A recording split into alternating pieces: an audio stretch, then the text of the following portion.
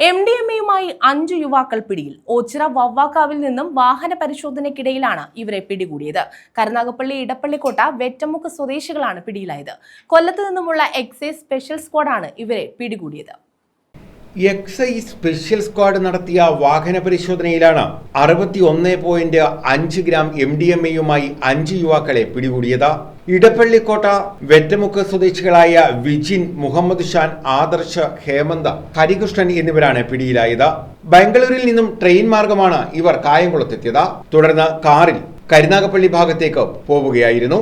Excise ലഹരി വിരുദ്ധ squad വവ്വാക്കാവിൽ നടത്തിയ വാഹന പരിശോധനയ്ക്കിടയിലാണ് 5 അംഗ സംഘം പിടിയിലായത്. ഇടപ്പള്ളിക്കോട്ട വെറ്റമുക്ക്, ഒരാള് തെക്കൻ ഭാഗം, ബാംഗ്ലൂരിൽ നിന്ന് വരുന്നതായിട്ടാണ് വിവരം. അല്ല, അവര് ട്രെയിനിലാണ് വന്നത്. ഇവിടെ നിന്ന് വണ്ടി പോയി പിക്ക് ചെയ്യുകയാണ് ചെയ്തത്.